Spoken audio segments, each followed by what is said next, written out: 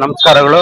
ಇವತ್ತು ನಿಜಕ್ಕೂ ಯಾಕಂದ್ರೆ ನಮ್ಮ ಅಪ್ಪ ಅವರ ಹುಟ್ಟುಹಬ್ಬನ ನಾವೆಲ್ಲ ಅವ್ರು ಇಲ್ದೇ ಇದ್ರು ಕೂಡ ಅವರ ಹುಟ್ಟುಹಬ್ಬನ ಯಾಕೆ ಆಚರಣೆ ಮಾಡ್ತಾ ಇದೀವಿ ಅಂದ್ರೆ ಅವ್ರು ಬದುಕಿದ್ದಂತ ಕಾಲದಲ್ಲಿ ನಮ್ಮೆಲ್ಲರಿಗೂ ದಾರಿದೀಪವಾಗಿದ್ರು. ಎಲ್ಲರಿಗೂ ಅಂದ್ರೆ ನಮ್ಮ ಕರ್ನಾಟಕದಲ್ಲೇ ಅಷ್ಟು ಜನಕ್ಕೆ ಮಾದರಿಯಾಗಿ ಅವ್ರು ಬದುಕಿದ್ರು.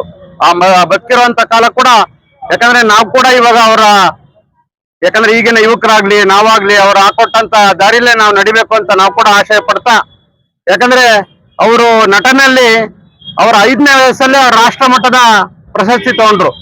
ಬೆಟ್ಟದ ಹೂ ಅನ್ನೋ ಒಂದು ಚಲನಚಿತ್ರಕ್ಕೆ ಅವರು ರಾಷ್ಟ್ರ ಮಟ್ಟದಲ್ಲಿ ಅವಾರ್ಡ್ ತಗೊಂಡ್ರು. ಹಾಗಾಗಿ ಆ ಕಲಾವಿದ ಹುಟ್ಟದ ಕಲಾವಿದರಾಗಿ ಬೆಳೆದಿದ್ರು ಅನ್ನೋದಕ್ಕೆ ಅದೊಂದು ಸಾಕ್ಷಿ ಅಂತ ನಾನು ಕೂಡ ಭಾವನೆ ಮಾಡ್ತಾ, ಈ ಒಂದು ಸಂದರ್ಭದಲ್ಲಿ ಬಹಳಷ್ಟು ಜನ ನಮ್ಮ ದೇಶದಲ್ಲಿ ನಟರಿದ್ದಾರೆ.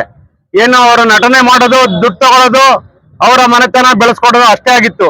ಇವ್ರದಲ್ಲಿ ವಿಶೇಷ ಏನಂದ್ರೆ ಇವರು ನಟನೆ ಜೊತೆಗೆ ಲಕ್ಷಾಂತರ ಜನಕ್ಕೆ ಅವರು ದಾರಿದೀಪ. ಅಂದ್ರೆ ಅವರ ಅನಾಥ ಮಕ್ಕಳಿಗೆ ಶಾಲೆ ತೆರೆಯೋದಾಗ್ಬೋದು, ವೃದ್ಧರಿಗೆ ಆಶ್ರಮ ಕೊಡೋ ಅಂತ ರೀತಿಯಲ್ಲಿ ಆಗ್ಬೋದು, ಬಡಬಗ್ಗರಿಗೆ ಏನಾದ್ರು ಸಹಾಯ ಮಾಡೋ ರೀತಿಯಲ್ಲಿ ಅಷ್ಟು ಅವರು ಅವ್ರ ಕಾಲದಲ್ಲಿ ತುಂಬಾ ಜನಕ್ಕೆ ಸಹಾಯ ಮಾಡಿ ಆ ಒಂದು ನೆನಪನ್ನ ನಮ್ಗೆ ಉಳಿಸಿ ಹೋಗಿದ್ದಾರೆ.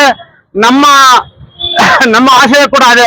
ಈಗೇನ್ ನಾವಿದೀವಿ, ನಾವು ಕೂಡ ಅವ್ರ ದಾರಿಲಿ ಹೋಗೋಣ ಅಂತ ಈ ಸಂದರ್ಭದಲ್ಲಿ ಹೇಳ್ತಾ, ಮತ್ತೊಮ್ಮೆ ಅವರ ಹುಟ್ಟುಹಬ್ಬನ ನಾವೆಲ್ಲರೂ ಆಚರಣೆ ಮಾಡ್ತಾ ಇರೋದು ಖುಷಿ ವಿಚಾರ ಅಂತ ನಾನು ಕೂಡ ಭಾವನೆ ಮಾಡ್ತಾ ಎಲ್ಲರಿಗೂ ಒಂದು ಜೈ ಹಿಂದ್, ಜೈ ಕನಕ.